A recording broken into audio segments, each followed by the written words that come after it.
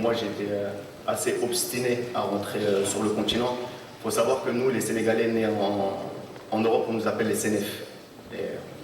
Un terme un peu péjoratif dans le sens où on dit que vous avez grandi là-bas et vous n'êtes pas connecté à la réalité du pays.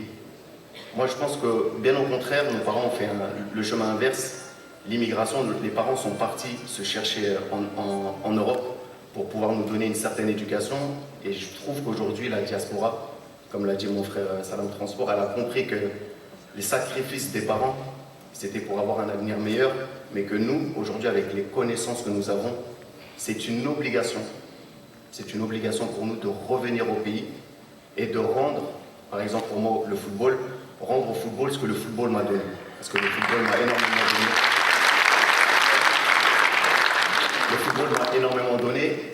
Comme il a dit à lui, moi j'ai vécu à Paris, j'ai vécu à Rome, j'ai vécu à Istanbul, j'ai vécu dans les plus belles capitales en Europe.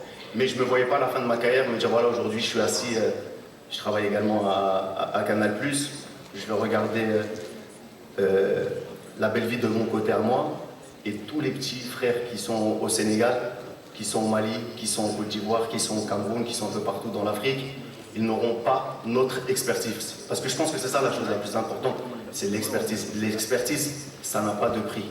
On m'a souvent reproché, Diomansi, pourquoi tu as ouvert ton académie au Mali?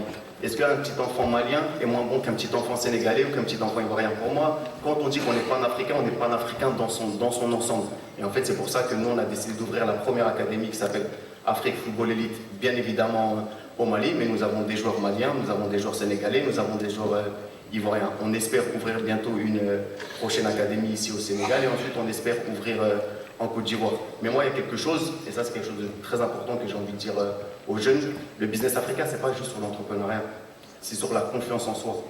Aujourd'hui, tous les panélistes que vous allez voir, chacun écrit son histoire, on vous dit oui, comment vous avez réussi. Non, c'est pas comment on a réussi, c'est que déjà vous devez prendre confiance. Conscience en votre potentiel, conscience en la force de l'Afrique.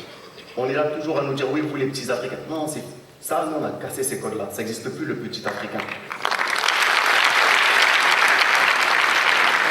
Ça, je pense que c'est le premier message que j'aimerais véhiculer vis-à-vis de la jeunesse africaine, de ne plus avoir aucun complexe. C'est ce que je dis aux jeunes footballeurs. Les Européens viennent en Afrique. S'ils viennent en Afrique, c'est qu'on a de la qualité. Sinon, ils ne viendraient pas vous chercher. Et moi, quand j'étais en Europe, à chaque fois, je vois les recruteurs qui disaient « Ah, on a fait un coup, on a pris un joueur à 50 000 euros. » Non. Pourquoi aujourd'hui vous allez venir en Afrique, baisser le prix des joueurs et ensuite aller les exploiter ici en Europe? Donc, moi, je pense qu'il est de notre devoir, nous, les jeunes, dans les différents secteurs d'activité, que ce soit dans le sport, dans la mode, dans la musique, de revenir, parce qu'aujourd'hui, on a encore beaucoup de choses à faire. Je ne dis pas qu'on a tout à reconstruire, mais on a encore beaucoup de choses à faire pour pouvoir être beaucoup plus solide et que vous ayez confiance en vous. Parce que ça, c'est la chose la plus importante. Ayez confiance en vous, ayez confiance en votre potentiel. Ensuite, il y a une phrase que moi, mon père me répétait toujours. Il dit « La réussite n'est belle que si elle est utile aux autres ». Et ça, c'est quelque chose c'est ça que je veux le répéter une deuxième fois, la réussite n'est belle que si elle est utile aux autres. Parce que moi, je pense, en tant que croyant, le jour où je vais arrêter ma vie, on va rendre des comptes à Dieu. Dieu ne va pas me dire, Diomansi, combien de trophées tu as gagné, combien de buts tu as marqué, combien d'immeubles tu as construit. Il va me dire, Diomansi, qu'est-ce que tu as fait de ta notoriété? Qu'est-ce que tu as fait pour pouvoir aider ceux qui étaient en difficulté? On a tous cette responsabilité.